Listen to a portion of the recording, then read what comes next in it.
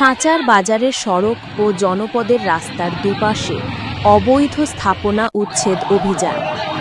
চাঁদপুরের কচুয়া সাঁচার গৌরীপুর সড়ক ও জনপদের পাশের অবৈধ স্থাপনা উচ্ছেদে অভিযান পরিচালনা করেছে কচুয়া উপজেলা প্রশাসন। মঙ্গলবার বিকেলে সাঁচার বাজারের দক্ষিণে চৌধুরী দিঘির পাড় থেকে সাঁচার বাজারের মোস্তফা ব্যাটারি হাউস পর্যন্ত এ উচ্ছেদ অভিযান পরিচালনা করা হয়। এই সময় সড়কের দুপাশে পাশে গড়ে ওঠা পাকা আধা পাকা প্রায় শতাধিক দোকান ও অবৈধ স্থাপনা উচ্ছেদ করেছে উপজেলা প্রশাসন।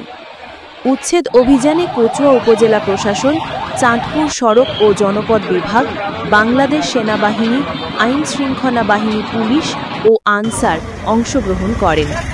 এ বিষয়ে সহকারী ভূমি কমিশনার মোহাম্মদ আবু নাসির বলেন, উচ্ছেদের আগে অবৈধ স্থাপনা সরিয়ে নেওয়ার জন্য মাইকিং করে প্রচারণা চালানো হয়েছিল, কিন্তু অবৈধভাবে গড়ে তোলা স্থাপনা সরিয়ে না নেওয়ায় সকালে বুলডোজার দিয়ে এসব অবৈধ স্থাপনা উচ্ছেদ করা হয়।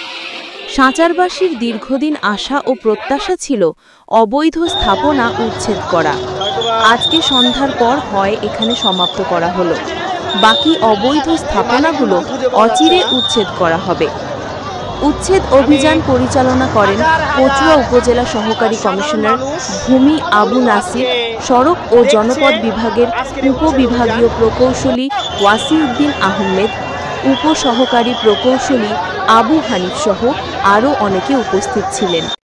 এদিকে সাঁচার বাজারের সকল অবৈধ স্থাপনা উচ্ছেদ করায় প্রশাসনকে ধন্যবাদ জানিয়েছেন এলাকার সাধারণ মানুষ।